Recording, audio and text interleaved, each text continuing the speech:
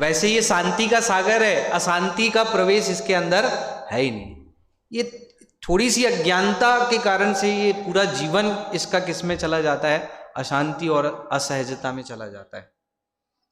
ठीक है, पहला। तो फिर क्या करें? तो सबसे पहले में पहला उपाय क्या बतलाया? हाँ, इधर से बताएंगे कोई। हाँ, क्या बताया? हाँ बोलिए। ये तो हो गया। दूसरा, जिनेंद्र भगवान के वचनों में चित्त को लगाना अर्थात तत्व ज्ञान का अभ्यास करना, इसके अलावा दूसरा कोई भी उपाय नहीं है। शांति का, सहजता का, आनंद का क्या उपाय है? जिन वचनों में चित्त धरो, जिनेंद्र भगवान के वचन में चित्त को लगाना, तत्व ज्ञान का अभ्यास करना, इसके अलावा दूसरा कोई उपाय नहीं है। तो कहते हैं जिनेंद्र भगवान के वचन क्या है, ऐसा कौन सा तत्व ज्ञान का अभ्यास करें जिससे हमारे जीवन में शांति आ जाए? तो तीसरा पॉइंट क्या लिया इसमें? हाँ, भेद विज्ञान। तीसरा पॉइंट क्या लिया? भेद विज्ञान। कि भेद विज्ञान ही एक ऐसा, समझ लो, भेद विज्ञान ही एक ऐसा उपचार है कि जिसके माध्यम से अपने जीवन में अपन सहजता और शांति ला सकते हैं। कल अपन ने जो चर्चा की उसके बाद कुछ प्रैक्टिकल करने का प्रयास किया आप लोगों ने कि भाई प्रसंग तो प्रति सेकंड, प्रति मिनट, प्रति दिन बनते हैं अपने सामने, कि ऐसे प्रसंग, ऐसे निमित्त मिलते हैं कि जो हमको असहज और अशांत कर देते हैं। लेकिन भेद विज्ञान के द्वारा उसमें शांति, अपने जीवन में सहजता लाने का अपन ने कुछ प्रयास किया, एक प्रयत्न, एक स्टेप आगे बढ़े कि नहीं बढ़े अपन? दिन भर में किसको किसको याद आया भेद विज्ञान कि कैसे मैं शरीर से, उदय से, कर्म से अपने आप को भिन्न देखने का प्रयत्न करूं? ये किसको ख्याल में आया? उदय सबका चालू है ना? शरीर के प्रति राग भी है, शरीर अपने अनुसार परिणमित भी नहीं हो रहा है, तो उसका उपाय क्या है? तो उपाय यही है कि उस शरीर से, उदय से, कर्मों से बारंबार जब तक भेद विज्ञान नहीं होगा तब तक के सहजता, शांति आ सकती नहीं है। किसी ने प्रयास किया कि नहीं किया? हाँ, मान लो किसी को शारीरिक व्याधि हुई हो तो उस समय यही विचार करना है कि देह भिन्न है, कर्म भिन्न है, उदय आदि भी भिन्न हो। मान लो किसी के अंतराय का उदय आ गया, प्रवचन सुनने ही नहीं मिला, विचार करना अंतराय का उदय कितने ही प्रकार के, कितने ही जीवों को अंतराय आ जाते हैं। महिलाओं को अलग टाइप के अंतराय आ जाते हैं, पुरुषों को अलग टाइप के अंतराय आ जाते हैं। क्या विचार करना? रोते रहना घर में, अरे यार जा नहीं पाए यार, इतनी भावना थी। अरे क्या दिक्कत है? तू जहां बैठा है वहीं आनंद कर सकता है, वहीं शांति है तेरे जीवन में। आकुलता क्यों कर रहा है तू? कि जिस आकुलता का उपाय, आकुलता खत्म करने का उपाय खोजने के लिए तू जाने वाला था, वो उपाय तो है ना तेरे पास में। घर बैठे वो उपाय कर सकता है, क्यों नहीं कर सकता है? कर सकता है कि नहीं कर सकता है? तो क्या उपाय करना? अंतराय का उदय आ जाए, नहीं जाने मिले, पति हमें शिविर में छोड़ने ना जा पाए, अथवा हमारी कोई बाधा आ जाए, क्या विचार करना उस समय? देह भिन्न है, उदय भिन्न है, देह भिन्न है, कर्म भिन्न है, उदय आदि भी भिन्न हो। यही तो विचार करोगे और क्या? मतलब मेरा कहने का मतलब ये है कि अभी तो 3 दिन से चर्चा चल रही है अपनी, मतलब आकुलता करना कठिन है। मैं तो कहता हूँ कि नहीं जाने मिला तो आप आकुलता करोगे तो कितनी, मतलब आप कितनी तकलीफ में रहोगे। सोचो आप, नहीं जा पाए, नहीं जा पाए, नहीं जा पाए, नहीं जा, अरे भाई उदय इस जाति का था कि तेरे को जाने मिला नहीं। उदय से भिन्न देखना, आनंद आएगा तेरे को। घर में बैठ के भी क्या आएगा तेरे को? आनंद आएगा। आया समझ में? चौथा पॉइंट क्या है? अभी तो चर्चा ऐसी है कि इसमें जितना आप आनंद लो, जितना सोचो, जितना विचार भी, प्रैक्टिकल का विषय है पूरा। पूरा काय का विषय है ये? पूरा प्रैक्टिकल का। ये जितना भी ये समता षोडशी में जो भी उपाय है, ये उपाय याद करने के लिए मैं याद नहीं करा रहा हूं आप लोग को, प्रैक्टिकल करने के लिए सारे उपाय हैं। काय के लिए ये सारे उपाय? प्रैक्टिकल करने। मैंने ये तो मेरा उद्देश्य पूछना ये इसलिए है क्योंकि आपको कम से कम धारणा ज्ञान में बैठेगी तो वो क्लिक करेगी आपको पूरे जीवन में, प्रसंग में, हर प्रसंग में। धारणा ज्ञान में ही नहीं बैठेगी, आप इतने ईमानदार श्रोता बन के बैठे रहोगे कि यहाँ का माल यहीं जड़ा के चले जाओगे, तो फिर उसके बाद में काम, ये चीज आपको औषधि के रूप में काम आने वाली नहीं है। दुनिया की सबसे बड़ी सर्वोत्तम औषधि यही है, इसके अलावा दुनिया की कोई औषधि काम आने वाली नहीं है। समझना भैया, कौन आड़े आएगा आपको वेद ज्ञान करने के लिए? कोई आड़े आने वाला है ही नहीं। जब चाहो तब, जिस प्रसंग में चाहो उस प्रसंग में वेद ज्ञान कर सकते हो आप। चौथे नंबर का उपाय क्या बताया? नहीं अधीन है तेरे को, मेरे अधीन कोई नहीं है। छह द्रव्यों का परिणमन कैसा है? स्वतंत्र है, मेरे अधीन कोई नहीं है। हर प्रसंग में लगा लेना, मेरे अधीन कोई भी नहीं है। लगाओ एक आध प्रसंग में अपने जीवन में, कि कभी ऐसा प्रसंग खड़ा करो और उसके बाद इस बिंदु को लगा के बताओ कि आप कैसे लगाओगे, कब लगाओगे इसको। प्रैक्टिकल का विषय है तो, है ना, थ्योरी तो हो गई, अब प्रैक्टिकल का विषय ना, कब लगाओगे और कैसे लगाओगे। मेरा प्रश्न तो ये है आप लोगों से कि अपने को क्या लगाना है कि नहीं आधीन है मेरे कोई, सब स्वाधीन परिणमित हो। मेरा कहना यह है कि आप इस पॉइंट को, इस बिंदु को, इस तत्व ज्ञान को कब, किस प्रसंग में कैसे लगा सकते हो, बताओ। हाँ बोलिए।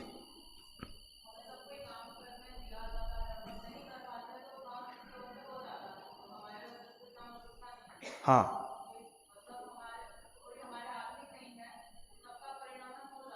किसी के जाने नहीं जाने से कोई फर्क पड़ता नहीं है। जो काम होना है वो तो हो करके रहेगा। हम सोचते हैं कि मैं नहीं जाऊंगा तो शादी नहीं होगी, मैं नहीं जाऊंगा तो बर्थडे पार्टी नहीं होगी, मैं नहीं जाऊंगा तो ये नहीं होगा, मैं नहीं जाऊंगा तो रोटी नहीं बनेगी। एक बार नहीं जाके देखो चौके में रोटी बनती है कि नहीं बनती है। हाँ हाँ, नहीं आधीन है। अरे आधीन, तेरे कुछ भी आधीन नहीं है। अब रोटी जल गई, अब रोटी जल गई तो आप क्या करो? हाँ, अब अंदर में गुस्सा करते रहो, अरे यार रोटी जल गई, सास आएगी, डांटेगी, चिल्लाएगी, अरे अब क्या करें, अब इसको रोटी को ऐसा करते हैं, फटाफट जली हुई रोटी है इसको फेंक देते हैं, सास के आने के पहले ही क्या हो जाए, ये सुलट जाए। अरे भैया देखो, एक अपराध तो किया, दूसरा अपराध मायाचारी का और कर लिया आपने। क्या कर दिया आपने? एक अपराध के पीछे आपने और कौन सा अपराध कर दिया? मायाचारी का अपराध और कर लिया। अरे क्या दिक्कत है? हाँ, मैं तो कहता हूं हर घर में इतने ब्रॉड माइंडेड लोग होने चाहिए, चाहे सास हो, चाहे बहू हो, चाहे पिता हो, चाहे पुत्र हो। सास या बहू कोई चाहती है कि मेरे हाथ से मेरी रोटी जले, या जानबूझ के उसने रोटी जलाई क्या? मेरा प्रश्न तो ये है। चलो जानबूझ के उसके हाथ से मान लो एक दाल, कढ़ाई में दाल थी वो गिर गई, जानबूझ के गिराई क्या उसने? हाँ या ना में तो जवाब देते चलो। ये बात सास जानती है कि नहीं जानती है? फिर भी गुस्सा क्यों आता है? कोई भी पुत्र जानबूझ करके व्यापार में घाटा खाना चाहता है क्या? घाटा हो जाता है तो अब पिता का कर्तव्य क्या बनता है, पुत्र का कर्तव्य क्या बनता है? मेरा प्रश्न तो ये है। अरे बहुत मतलब विचारधाराओं की परिणति, प्रकृति, सब कुछ बदल देने की जरूरत है भाई साहब। घर में एक पुत्र को पिता से छुपाने की कोई इच्छा ही ना हो कि मैं कुछ चीज पिता से ना छुपाऊं या छुपाऊं। उसके अंदर में मायाचारी का परिणाम ही नहीं आना चाहिए। ऐसा लगे कि मेरे पुत्र तो मेरे पिताजी को यदि मैं बताऊंगा तो बिल्कुल रंच मात्र भी वो मुझे चिल्लाएंगे नहीं, बल्कि धर्म की दो बात कह करके मुझे स्थितिकरण में क्या बनेंगे? निमित्त बनेंगे। समझना इस बात को। यदि आपने चिल्ला दिया तो एक तो वो आपसे कट जाएगा, दूसरा फिर कभी भी आपसे कोई बात शेयर नहीं करेगा। दो लॉस होंगे भैया, देखना आप, समझना इस बात को। तत्व ज्ञान ये चीज सिखाता है कि घर में कैसा वातावरण होना चाहिए, घर के अंदर जितने लोग रहते हैं उनकी परिणति कैसी होनी चाहिए, उनका तत्व ज्ञान का अभ्यास कैसा होना चाहिए, और वो इसी दम पे हो सकता है, दूसरा कोई उपाय नहीं है। चौथे नंबर पे क्या चला? भी अपन ने क्या चिंतन किया? हाँ, नहीं आधीन है तेरे कोई, सब स्वाधीन परिणमित हो। चश्मई है, चश्मई कभी अपने हाथ से गिर जाता है, टूट जाता है। विचार करो, नहीं अब उसमें आकुलता करने से, गुस्सा करने से या कुड़कुड़ाने से कोई मिल जाने वाला है क्या? नहीं मिल जाए, वो तो चली गई ना चीज, चली गई, वो कैसे आ सकती है, वो आ ही नहीं सकती है, वो तो टूट गया, वो तो बनाना ही पड़ेगा अब तेरे को। इसलिए उस समय यही विचार करने की जरूरत है, नहीं आधीन है तेरे कोई, सब स्वाधीन परिणमित हो। अगला पॉइंट, नेक्स्ट पॉइंट क्या है, देखो ये तो मैं यहाँ पे आपको एक दो एग्जाम्पल दे रहा हूँ, आप अपने जीवन में इसको प्रैक्टिकल लाइफ जियोगे ना जब, ऐसा तब आनंद आएगा आपको इस चीज का, ऐसे आनंद नहीं आएगा इस चीज का। अगला पॉइंट अपन ने क्या लिया था, जो होता है वह होने दो, होनी को स्वीकार करो। किसने विचार किया इस पर, कुछ विचार किया? तो मतलब ये है कि केवल प्रवचन सुन लेना ही एक अपनी समझ लो इस शिविर की सफलता नहीं है। जन शासन तो प्रैक्टिकल लाइफ, प्रैक्टिकल जीवन जीना सिखाता है अपने को। आपने कितनी बार याद किया पूरे दिन भर में ये बात, मेरा प्रश्न तो ये है, और किया तो किस प्रसंग में किया ये भी बताओ, आप बताओ कोई। जो होता है वह होने दो, होनी को स्वीकार करो। याद आया किसी को दिन भर में? हाँ, अरे यार अब कैसे जाएंगे, पानी गिर रहा है, भीग जाएंगे, सर्दी हो जाएगी, अब आकुलता करनी है, शांति लाना है, असहजता लानी है, तो इतना सा विकल्प काफी है। और शांति लानी, सहजता लानी है, जो होता है वह होने दो, होनी को स्वीकार करो। खाना खत्म हो गया, मिठाई नहीं बची, क्या व्यवस्था है यार, मिठाई तक नहीं बची, नमकीन तक नहीं बचा, पूड़ी भी इतनी ठंडी ठंडी आ रही है, अब आकुलता करना है तो कर लो इतनी जितनी आकुलता करना है, और शांति सहजता चाहिए तो क्या करना पड़ेगा, जो होता है वह। वो जानबूझ करके आपके लिए मिठाई की व्यवस्था नहीं की उनने, हाँ, ये जानबूझ के उन्होंने नमकीन खत्म कर दिया आपके लिए, क्या हुआ क्या? हाँ, हुआ क्या? अरे हुआ क्या, जो होता है वह होने दो, होनी को स्वीकार करो। आनंद लेना है तो इसके अलावा कोई उपाय नहीं है, बोलो अब, आनंद लेना है तो इसके अलावा कोई उपाय नहीं है, सोचो अब। हाँ, मतलब क्या जबरदस्त मंत्र है।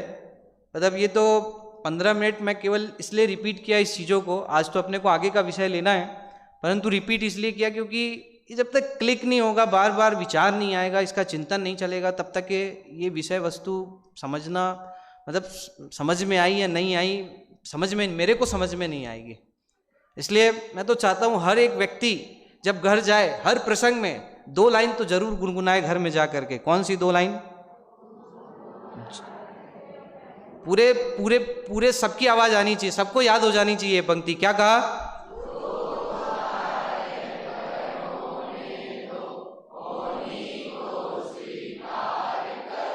और एक लाइन इसके पहले जो बोली थी वो क्या? नहीं आधीन है।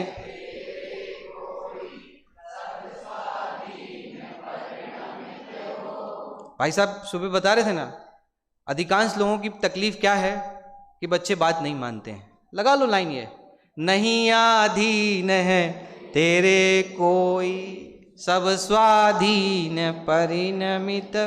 तुमने कौन सी अपने पिताजी की बात मानी है जो तुम्हारी बात मानेंगे, है ना? ये तो परंपरा चल रही है ना, और परंपरा टूटेगी भी नहीं, अपेक्षा रखना भी नहीं। जितने जीव हैं जगत के अंदर में, सबकी विचारधाराएं अलग अलग है, सबकी कार्यशैली अलग अलग है, सबके जीवन के का परिणमन अलग अलग है, सब भिन्न भिन्न है। कैसे एक विचारधारा और कैसे एक मार्ग में सब जा सकते हैं? नहीं जा सकते। नेक्स्ट पॉइंट क्या लिया था फिर अपन ने अंतिम में, कि जीवन में समय समय पर जगत की क्षणभंगुरता का विचार करना चाहिए, जगत की अनित्यता का विचार करना चाहिए, संसार की अनित्यता का विचार करना चाहिए। देखो पहले एक प्रचलन था, प्रतिदिन 12 भावना हर घर में, हर मंदिर में, हर सभा में, आजकल तो केवल शोक सभा में गाई जाती है ना। पहले तो 12 भावना जो है वो प्रतिदिन हर घर में, हर जगह, हर मंदिर में, शाम को चाहे सुबह, जब भी समय जैसा मिलता था 12 भावना प्रतिदिन गाई जाती थी, बोली जाती थी। अब आजकल कब बोलते हैं 12 भावना? शोक सभा के दिन, किसी के शांति मिलन के, किसी के श्रद्धांजलि के कार्यक्रम के दिन 12 भावना बोली जाती है। अरे भाई, निरंतर चिंतन करने योग्य जगत की क्षणभंगुरता का बारंबार बारंबार वो भाई साहब ने बोला था ना एक दिन, प्रेरणा दी थी। क्या प्रेरणा दी थी? कि एक फाइल ऐसी बनाओ कि जिसमें संसार की क्षणभंगुरता का चित्रण जो पेपरों में आता है उसकी कटिंग आप डालो। उसके पीछे उद्देश्य क्या है? उसके पीछे उद्देश्य यही है कि जब वो फाइल खोलो आप, तब आपको दिखाई दे कि संसार कैसा क्षणभंगुर है। बोलो आप, हाँ, संसार बस पलट गई, कोई फर्क नहीं पड़ता। 100 लोग मर गए, भूकंप आया, सारे लोग पृथ्वी के अंदर समा गए, कोई फर्क नहीं पड़ता। अरे उस चीज को भैया कब मेरा नंबर आ जाएगा, कब मेरी टिकट कट जाएगी, बारंबार संसार की क्षणभंगुरता का विचार नहीं आएगा जब तक धर्म मार्ग में जीव नहीं लग सकता, जीवन में शांति आ सकती नहीं है। तो फिर आगे और क्या करना, ये इतने उपायों की तो चर्चा अपनी कल तक हुई थी। इसके बाद 8वें नंबर के छंद से बहुत सुंदर चर्चा पंडित साहब ने यहाँ पर की है। जितनी पंक्तियाँ चलेगी अपन उतनी पंक्तियाँ लेंगे। 8वें नंबर का छंद है, आप लोग सब साथ में पढ़िए। दया करो पहले अपने पर, आराधन से नहीं चिगो, कुछ विकल्प यदि आवे तो भी संबोधन समता में हो। यदि माने तो सहज योग्यता, अहंकार का भाव न हो। नहीं माने भवितव्य विचारो, जिससे किंचित खेद न। क्या गजब है, देखो आप।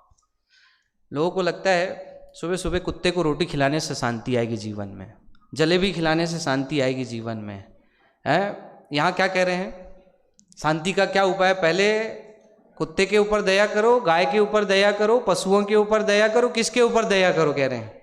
हाँ, क्या लाइन है देखो, उसमें भी इतने संकल्प विकल्प बोलते हैं पर की दया में कि आपके जीवन में उससे सहजता और शांति तो नहीं आ सकती, ये बात तो तय है। क्यों?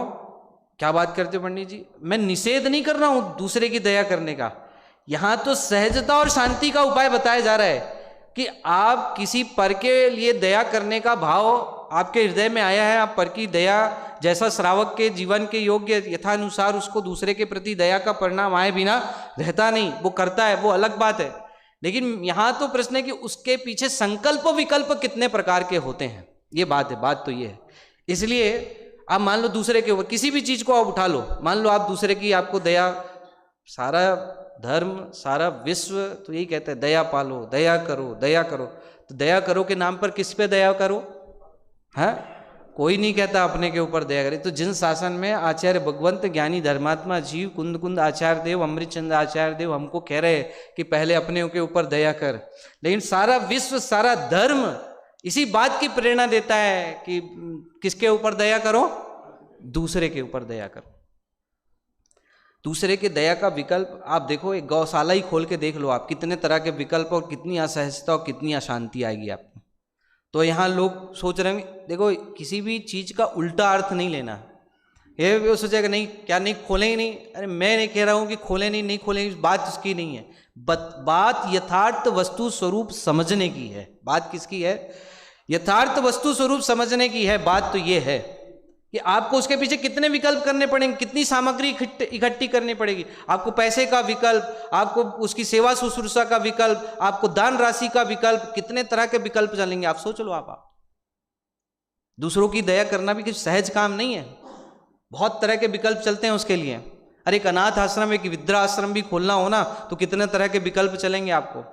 वृद्धाश्रम, वृद्धों को कौन संभालेगा, उसकी जो गंदगी कौन साफ करेगा, उसको कौन रोज उठाएगा, बैठाएगा, सुलाएगा, उनका खर्चा कौन संभालेगा, कितने तरह के विकल्प होते हैं, बहुत तरह के विकल्प होते हैं। सहजता और शांति का तो सबसे जबरदस्त उपाय है कि भैया तुमसे सब नहीं बनता है, बनता भी है और नहीं भी बनता है, लेकिन ये विचार करो कि शांति और सहजता आएगी कैसे? दूसरे की दया करने से आएगी या अपने दया करने से आएगी? क्या कहा, क्या लाइन लिखी? दया करो पहले अपने ऊपर पहले दया करो। अपने ऊपर दया करने का क्या मतलब है? सुबह आया था ना, आज विपिन जी ने जो बात कही थी, क्या बात कही थी उन्होंने? बात लास्ट में जाके यही प्रूफ हुई कि सबसे पहले तो आत्मघात से बचो आप, हन्मय के निकाय से बचो। कि अहिंसा की शुरुआत तो यहीं से होगी, दया की शुरुआत तो यहीं से होगी। पहले अपने ऊपर तो दया कर। हाँ, और अमृतचंद आचार्य देव के शब्दों में कहें तो अमृतचंद आचार्य देव कहते हैं कि आत्मा में क्रोध मान माया लोभ की उत्पत्ति होना ही हिंसा है। तो आत्मा में क्रोध मान माया लोभ की उत्पत्ति नहीं होने देना, इसी का नाम आत्मा के ऊपर क्या है? दया है। आया समझ में? दया क्या है? गुस्सा नहीं करना, यही अपने ऊपर दया है। घमंड नहीं करना, यही अपने ऊपर दया है। और कोई दया, अपने ऊपर दया करने के लिए कोई सामग्री या कोई चारा या कोई फंड इकट्ठा करने की जरूरत नहीं है। अपने ऊपर दया करने के लिए क्या करने की जरूरत है? क्या करने की जरूरत है? कितना फंड चाहिए अपने ऊपर दया करने के लिए? है अरे फंड वंड कुछ भी जरूरत नहीं है यहाँ तो। अपने ऊपर दया करने के लिए आचार्य भगवान कहते हैं, ये तू भैया आत्मघात से बच, क्रोध मान माया लोभ रूप परिणाम से बच, यही अपने ऊपर दया है। दूसरी अपने ऊपर कोई दया है ही नहीं। अब बोलो, अब शांति का मार्ग क्या है? अभी मतलब लोग चैरिटी के लिए, सेवा के लिए, दूसरों की सेवा के लिए, पशु पक्षियों की सेवा के लिए अभी कोई बात निकाली जाए ना, फट फट सब लोग तैयार हो जाएंगे और कहा जाए भाई चलो अपन तीर्थ स्थान में चलते हैं, एक जगह बढ़िया शांति से एक कमरे में रहेंगे और शांति से पहले अपनी दया पालेंगे। कितने लोग जाने को तैयार हो जाओगे भैया? हाँ, सोचना जरा, विचार करके देखना आप। मतलब आप यह कहा जाए कि अपनी दया पालने के लिए भैया चलो चलते हैं अपन एकांत स्थान पर, निर्जन स्थान पर, और दो तरह की चीज़ें आपके सामने खड़ी होगी और एक व्यक्ति कहे चलो भैया अरे वहाँ पे फलाना जगह गौशाला है, वहाँ पे चलो गाय को रोटी खिला के आते हैं, वहाँ फलाना जगह वो वृद्धाश्रम है, वहाँ पे हेल्प करके आते हैं। कितने लोग तैयार हो जाएंगे? कि ज़्यादा संख्या पर दया की होगी और अपनी दया करने वालों की संख्या कितनी होगी? लिमिटेड। थोड़े बहुत एक आध जीव छटक करके आ जाए कि भाई निर्जन स्थान पर जा करके मेरे को क्या करना है? अपनी दया करना है। शांति का उपाय चरणान योग, आचार्य भगवान चरणान योग से, अभी देखो अभी तक के तो द्रव्यान योग से कह रहे थे, चरणान योग से बात चल रही है कि भैया शांति का, समता का, सहजता का क्या उपाय है। तो क्या लिखा यहां पर पंक्ति? दया करो पहले अपने पर, आराधन से नहीं चिगो। दया पहले अपने ऊपर करो और अपनी आराधना कभी मत छोड़ो। आप क्या गजब की बात है, देखो पंडित जी साहब की एक पंक्ति और है, आप लोग को सब याद होगी। निर्ग्रंथता की भावना अब हो सफल मेरी, बीते अहो आराधना में हर घड़ी मेरी। क्या भावना है कि मेरी हर घड़ी किस में बीतनी चाहिए? अपनी आराधना में बीतनी चाहिए। दूसरे की आराधना, दूसरे की सेवा, दूसरे की दया, बहुत जीवन निकल गया, पूरा जीवन तो उसी के लिए निकाल दिया। सुबह से लेकर के क्या है, पुत्र को नहला रहे हैं, व्यापार कर रहे हैं, सब दूसरे की साथ संभाल में ही तो पूरा जीवन जा रहा है, दूसरे की दया में ही तो सारा जीवन जा रहा है। अपनी आराधना, अपनी दया के लिए आप कितना समय देते हो? आप विचार करो, आप अपनी आराधना, अपनी दया के लिए कितना समय देते हो? बोलो आप। हाँ साहब, किसी से बोलो आप पूरा दिन तो मेरा फलाना जगह चला जाता है, यहाँ चला जाता है, वहाँ चला जाता है। अरे भाई, यहाँ आचार्य भगवान कह रहे तू कितना ही कहाँ तेरा समय जाता है, मैं हमको उससे मतलब नहीं है। बात यह है कि तेरे को शांति चाहिए, सहजता चाहिए, समता चाहिए, तो क्या उपाय है? तेरी हर घड़ी किस में बीतनी चाहिए? तेरी आराधना के लिए तेरी हर घड़ी बीतनी चाहिए, दूसरा कोई उपाय नहीं है। फिर उसके बाद साहब पूरा समय तो कैसे अपनी आराधना में लगाएंगे? भाई कुछ तो संकल्प विकल्प चलते हैं ना। तो फिर उसके लिए आगे की पंक्तियां भी उसके लिए बता दी। क्या कही अगली पंक्ति? हाँ, कुछ विकल्प यदि आवे तो भी संबोधन समता में हो। क्या गजब है, देखो पंक्ति है, कमाल की पंक्ति है एकदम। यदि कुछ विकल्प आ जाए, मान लो दूसरे की दया का तेरे को परिणाम आ रहा है ना बहुत, पुत्र को सुधारूं, पिता को सुधारूं, घर को सुधारूं, पत्नी को सुधारूं, पूरे समाज को सुधारूं, देश को सुधारूं, राष्ट्र को सुधारूं, बहुत विकल्प आ रहे हैं तेरे को। तो अच्छा ठीक है, तू अपने विकल्प की पूर्ति करना चाहता है ना, तो क्या कर, कैसा कर, ए भाई मंदिर नहीं आ सकते सुबह से, तुमको मंदिर आना चाहिए सुबह से, नरक में जाओगे, इस तरह से संबोधन देना चाहिए। घर में परिवार में लोगों को किस तरह संबोधन देना चाहिए? क्या शब्द लिखा है यहाँ पर है? शर्म नहीं आती? सुबह से पूरी पूजा हो गई, अभी आ रहे हो मंदिर में, दूसरे दिन मंदिर ही नहीं आएगा भैया, वो समझ में आए कि नहीं आया? क्या कह रहे? कितनी जबरदस्त जवाबदारी है, विचार करना, हर घर के हर व्यक्ति की जवाबदारी है ये। आपको विकल्प तो बहुत आते हैं कि लोगों को सन्मार्ग में लगाएं, लेकिन सन्मार्ग में कैसे लगाया जाए, किसको कैसे सन्मार्ग में लगाया जाए, उसके लिए पंक्ति है ये। क्या पंक्ति लिखी? हाँ, सबकी जवाबदारी है, एक सास की, बहू की, पिता की, पुत्र की, सबकी जवाबदारी है। देखो कई बार ऐसा होता है, देखो सबसे ज्यादा विचलित, सबसे पहले यदि कोई चीज क्रोध में छोड़ना चाहता है ना जीव, तो धर्म को छोड़ना चाहता है। देखना आप कभी भी कोई भी प्रसंग बनता है तो, जैसे एक एग्जाम्पल लेता हूं मैं आपको, देखो मान लो आप सास का ही ले लेते हो उदाहरण, चलो ठीक है, वो लोग सास का ही उदाहरण लेते हो, बहू का उदाहरण लेते हो, कि मान लो एक सास है, एक पिता का भी ले सकते हैं, दोनों लगा लेना।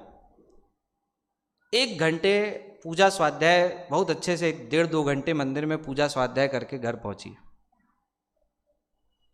अब घर पहुंचते सही एक दिन बहू को उनका नाश्ता पानी सब लगाने में क्या हो गया, लेट हो गया। तो अब 2 घंटा मंदिर में थी, तुमको कुछ समझता नहीं है, सुबह से नाश्ता रेडी कर देना था, पानी गर्म करके रख देना था, तुमको पता है मेरे को आते सहित पानी चाहिए रहता है। उस बहू के मन में क्या विचारधारा चलेगी, मेरा प्रश्न ये है। हाँ, मेरा प्रश्न ये है कि उस बहू के मन में उस सास के प्रति क्या विचारधारा चलेगी? 2 घंटा मंदिर में स्वाध्याय पूजन करके वापस लौटी है, समझ में कि नहीं आया, और आते सहित इतनी आकुलता का परिणाम जिसके जीवन में हो, उसकी बहू क्या शिक्षा लेगी?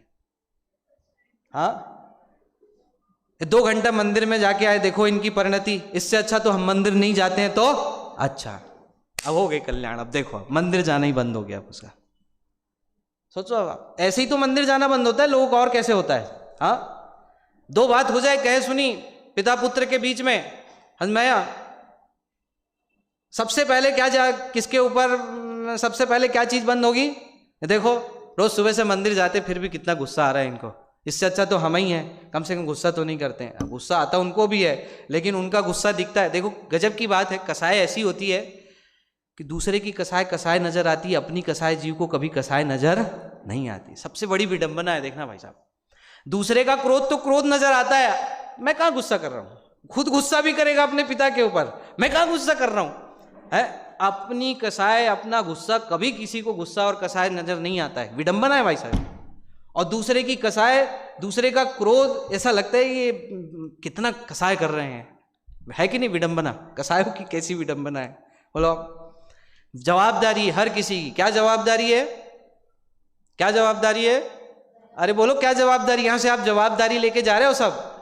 हाँ, यदि विकल्प आ जावे, यदि मान लो आपको पुत्र के प्रति, परिवार के प्रति दया का परिणाम आ रहा है, समझाने का परिणाम आ रहा है, तो कैसा संबोधन होना चाहिए? है क्या लिखा है? संबोधन समतामय हो। क्या गजब है, देखो आप, मतलब जीवन बदल दे ऐसी पंक्तियां हैं ये पूरी, समझना आप, पूरा का पूरा जीवन बदल जाए। संबोधन समतामय हो, कितनी जवाबदारी हर किसी की। देखो सत्य भी यदि कठोर वचन के साथ में कहा जाता है ना, तो वो व्यक्ति को स्वीकार नहीं होता है। सत्य वचन भी विनम्रता के साथ में, नम्रता के साथ में कहा जाए तो वो व्यक्ति को क्या होता है? स्वीकार होता है। समझना इस बात को। इसलिए सत्य भी बोलना है तो सत्य बोलने के लिए आपको उतना ही विनम्र होना पड़ेगा, उतना ही समता भाव पूर्वक बोलना पड़ेगा। आपको अपने वाणी के ऊपर कंट्रोल करके बोलना पड़ेगा, जिससे विराधना नहीं होनी चाहिए। क्या होनी चाहिए? आराधना बढ़नी चाहिए। आई बात? ये पंक्ति समझ में आई कि नहीं सबको? एक बार फिर से दोहराओ सभी एक पंक्ति को।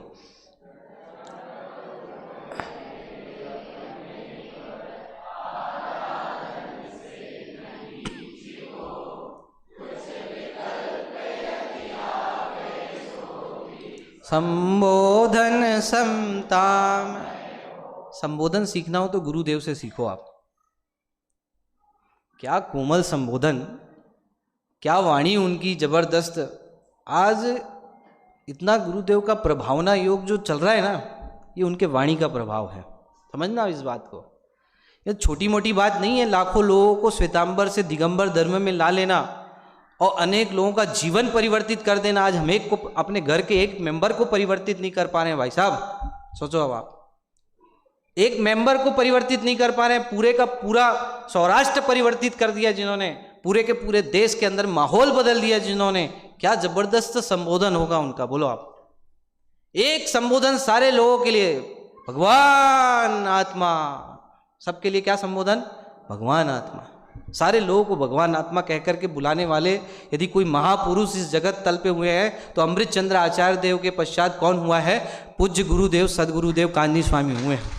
समझना इस बात को। अरे जिनकी वाणी में एक ही बात, हूं परमात्मा छू एम नक्की कर, हूं परमात्मा छू एम निर्णय कर, हूं परमात्मा छू एम अनुभव कर।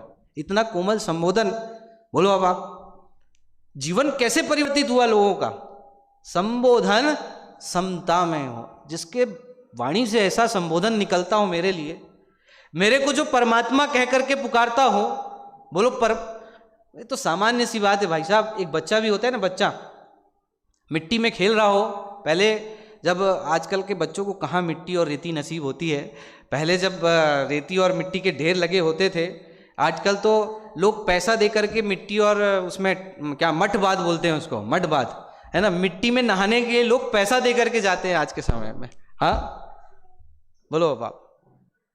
पहले जब बचपन में कीचड़ में और रेत में खेलते थे बच्चे, तो अब यदि उसको माँ को उसको घर में बुलाना रहता था तो क्या बोलती थी माँ उसको, क्या बोलती थी माँ, डांटती थी, चिल्लाती थी, क्या करती थी। मतलब एक मनोविज्ञान भी सीखने जैसा है।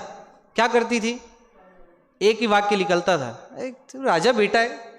क्या निकलता था, राजा बेटा है। राजा बेटा है, तू इतनी गंदगी में क्या खेल रहे, चल घर चल। मैं कि नहीं, अब उसको अरे यार मैं राजा बेटा हूँ, सही में यार गंदे हो गए कपड़े, चलो घर में जा करके क्या है बदल के आ जाते हैं। एक अनुभूति जो होती है ना, राजा बेटा है, इतना ही कह दिया तो आनंद आ जाता है।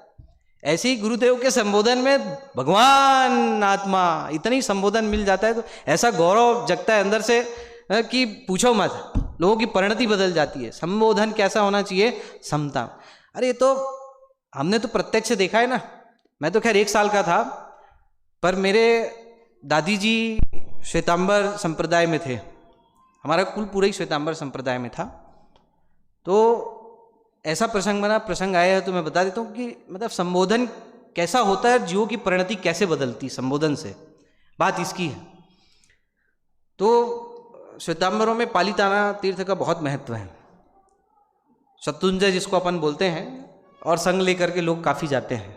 तो हमारी दादी जी थी, उनके भी परिवार वाले पूरे संग लेकर के गए थे पालीताना। उस बीच में ही उनको क्या हो गया, टीबी हो गई। टीबी उस समय टीबी जो थी बहुत असाध्य बीमारी थी। अब देखो कैसी कैसी बीमारियां होती हैं। इतनी असाध्य बीमारी थी, छुआछूत की बीमारी थी। यदि टीबी हो जाए तो उस व्यक्ति को छोड़ दिया जाता था, क्योंकि फैले मत करके। सारा परिवार उनको सोनगढ़ के पास में एक हॉस्पिटल है टीबी का, उसमें बहुत फेमस हॉस्पिटल था, झीतरी नाम है। जो लोग गए होंगे उनको पता होगा। सोनगढ़ से 3 किलोमीटर की दूरी पर झीतरी एक गांव है, उस गांव में टीबी का बहुत फेमस हॉस्पिटल था उस जमाने के अंदर में।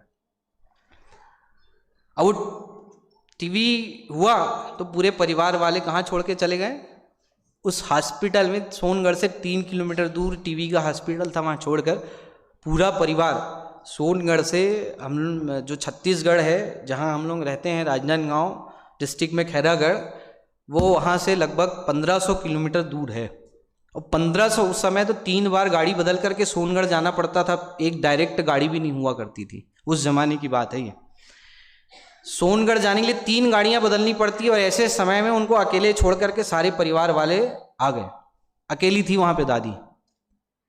गुरुदेव श्री वहाँ पर मरीजों को देखने के लिए, उनके व्यवस्था देखने के लिए वो हॉस्पिटल आया करते थे, लोगों को देखा करते थे कौन किसी की व्यवस्था है बराबर, सब लोगों को सब व्यवस्था है कि नहीं। इतना करुणा का परिणाम बताएं, दया का परिणाम ऑटोमेटिक सामान्य श्रावक के जीवन में आ जाता है। और सबसे मजे की बात, अनपढ़ थी दादी, पढ़ी लिखी नहीं थी, काका गागा कुछ नहीं पता था उनको। वहाँ पर किसी साधर्मी ने उनको कोई किताब ला करके दी।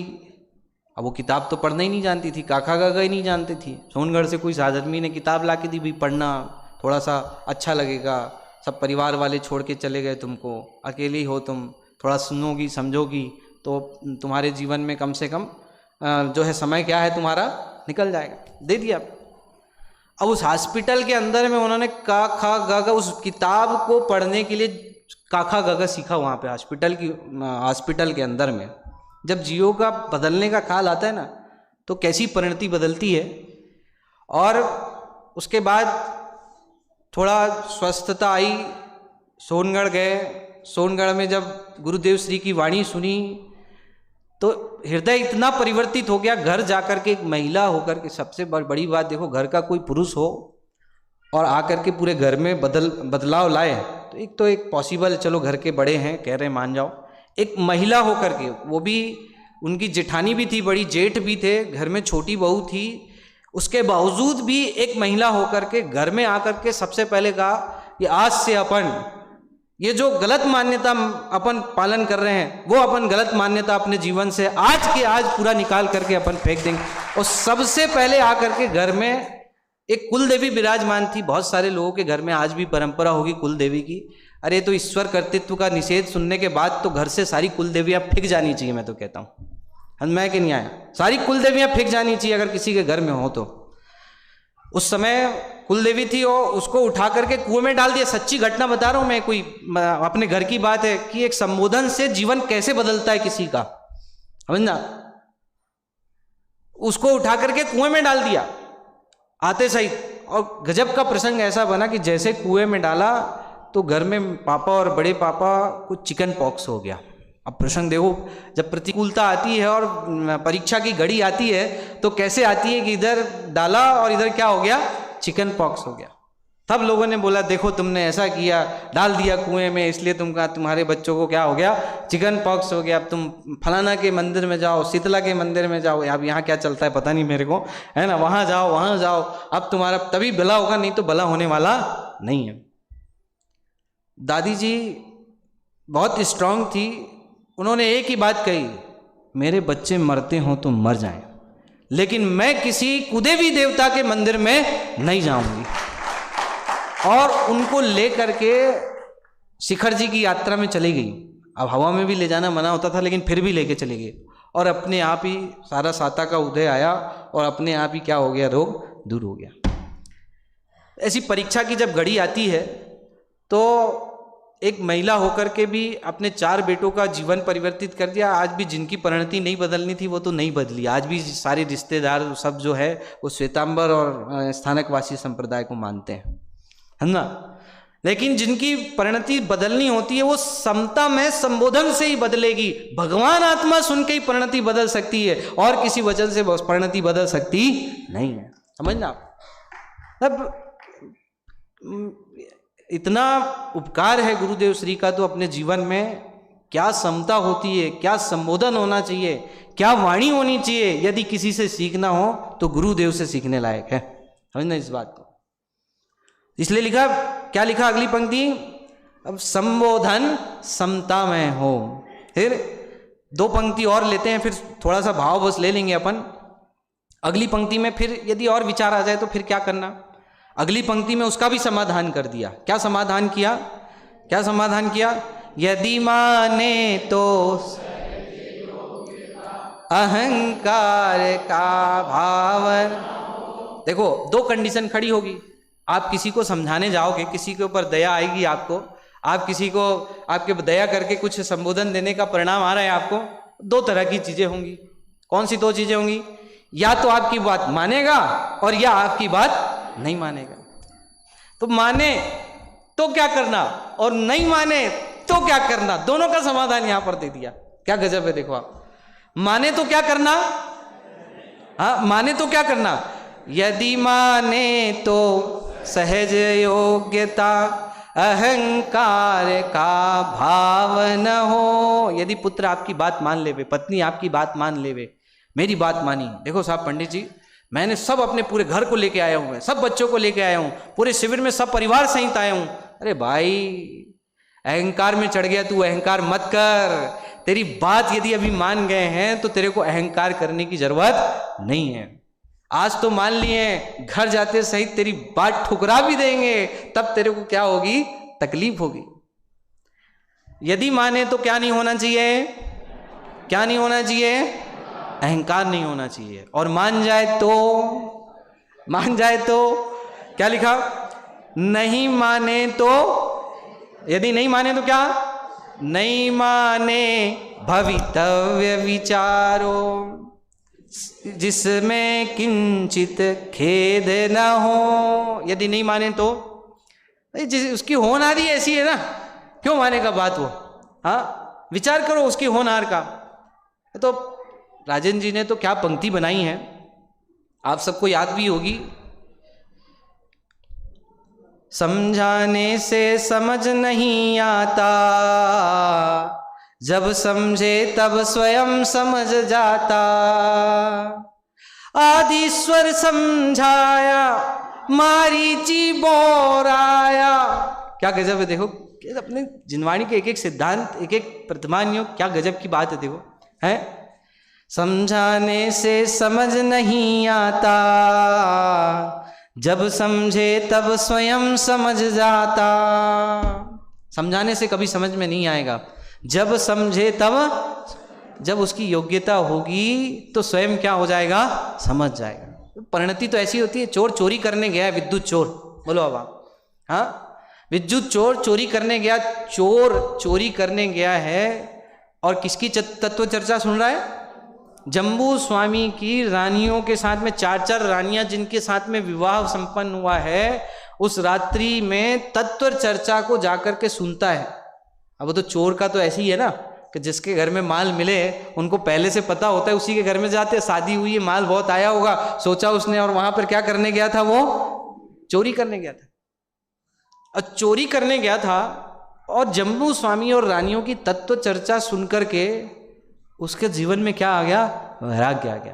बोलो, उसके पहले भी उसने कोई लोगों ने उसको समझाया होगा, भाई चोरी हो रही मत करो, फालतू में सब चक्कर में मत पड़ो, फालतू किसी दिन फंस जाओगे, मर जाओ। बात समझ में नहीं आई, लेकिन जब समझ में आनी थी तो रात में चोरी करने जब गया था और वहां पर जम्बू स्वामी और 4 रानियों की तत्व चर्चा सुनकर के ही जीवन क्या हो गया, बदल गया। अब सोचो आप, हाँ, इसलिए क्या गजब है, बोलो आप। समझाने से समझ नहीं आता, जब समझे तब स्वयं समझ जा। और सुबह प्रातः काल जम्बू स्वामी के साथ में विद्युत चोर भी क्या ले लिया, जैनेश्वरी दीक्षा लेकर के चला गया। बोलो बाबा, हाँ। और गजब की बात देखो, अब अगली जो पंक्ति है ना, इसमें बहुत सुंदर पंक्ति, हीन भाव जीवों के लख कर, ग्लानि भाव नहीं मन में। बस 2 मिनट में अपन पूरा करेंगे।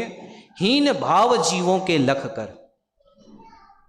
अभी इस प्रसंग से मैं इसलिए जोड़ रहा हूं, सुबह जब एक चोर पीछी कमंडल लेकर के जैनेश्वरी दीक्षा लेकर के गमन कर रहा होगा, तो लोगों की परिणति में क्या चल रहा होगा, मेरा तो ये सवाल है। क्या प्रश्न, क्या कौतूहल चल रहा होगा, चोर दीक्षा ले लिया, ऐसा कैसे हो गया। मतलब लोगों को ऐसा लग रहा होगा कि उसके मतलब उसकी हीन पूर्व काल, मतलब अपने यहाँ तो देखो पराग भाव, प्रध्वंसा भाव, अन्योन्या भाव, अत्यंताभाव, 4 अभाव की चर्चा है। प्राग भाव, प्रध्वंसा भाव जिसको समझ में नहीं आया उसको तो ऐसा लग रहा है कैसे पापी ये दीक्षा लेके जा रहा है, कैसे हो सकता है। लोग तो उसके संबंध में कितने प्रकार की, अनेक प्रकार की धारणाएं आज अभी भी। मान लो कोई डाकू अथवा कोई समझ लो उद्दंड व्यक्ति आकर के कोई सभा में बैठ जाए, आपके परिणाम विचलित होंगे कि नहीं होंगे, मेरा प्रश्न तो है, होंगे कि नहीं होंगे। हाँ, मान लो कोई अभी सूचना मिल जाए कि भैया यहाँ भोपाल जेल से भाग करके फलाना डाकू इधर दीवानगंज की तरफ भागा है ना, और बस उसी के इर्द गिर्द है कोई आतंकवादी, समझ में है कि नहीं। अब डाकू छोड़ो, आतंकवादी में पहुंचो, आतंकवादी कोई है, और बस बिल्कुल अब पूरा का पूरा दीवानगंज जो है पूरे बंगले के अंदर में छुप जाएगा है कि नहीं है। हाँ, यदि यहाँ कोई सभा में आ जाए तो सबको उसको देख करके हीन भावना आएगी, उसके प्रति आएगी कि नहीं आएगी। यहाँ क्या कह रहे देखो आप, यदि कोई बात माने नहीं माने, किसी की पूर्व पर्याय में वो पापी हो, वर्तमान में भी पाप कर रहा हो, कुछ भी कैसा भी जीव हो, लेकिन किसी भी जीव को देख करके हमारे परिणाम कैसे नहीं होने चाहिए? क्या लिखा? हीन भाव जीवों के लख कर, ग्लानि भाव नहीं मन में हो। चरणान योग सिखा रहे शांति का उपाय, सहजता का उपाय। द्रव्यान योग ने तत्व ज्ञान का अभ्यास कराया हमको। हमारा जीवन कैसा होना चाहिए कि जिससे हमारे जीवन में शांति आए, समता आए, सहजता आए, हमारा जीवन कैसा होना चाहिए, ये चल रहा है अभी चर्चा, है ना। ऐसा गजब की चर्चा है, इसमें आगे बहुत सारी चर्चा है। अभी समय नहीं होने के कारण से अपन इस विषय को क्या है 1 मिनट में यहीं पर पूरा करते हैं। आगे पंडित जी साहब ने समझाया कि भाई देखो, कर्मोदय की विचित्रता देख करके अपने परिणामों में स्थिरता लानी चाहिए। ये तो आदरणीय संजीव जी भाई साहब ने कल और परसों प्रवचन में बताई है कि आप संसार की कर्मों की विचित्रता देख करके सारा कुछ कर्मों के ऊपर डाल दो, आप निश्चिंत हो जाओगे। आप क्या हो जाओगे? आपके परिणाम स्थिर हो जाएंगे। आपके परिणाम क्या हो जाएंगे? स्थिर हो जाएंगे। इसलिए कर्मों की विचित्रता देख करके अपने परिणामों को हमको क्या करना चाहिए?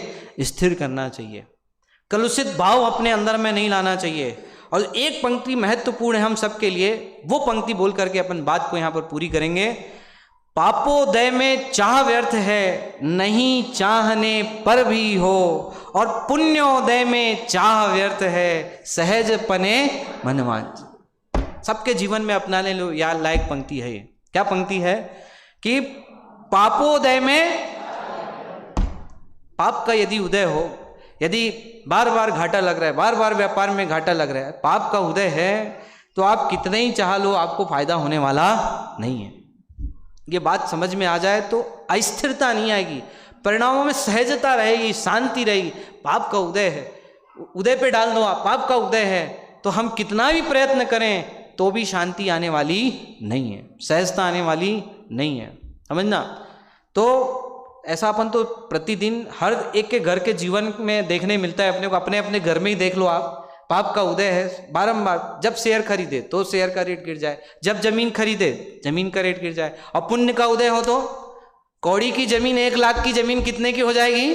करोड़ों की हो जाती है। बोलो बाबा, नहीं चाहने, दिखा ना, पुण्योदय में चाह व्यर्थ है, सहज पने मनमान। बीच में खेत था, पूरे बीच में चारों तरफ खेत ही खेत है, बीच में खेत था। अचानक से ये भोपाल में बहुत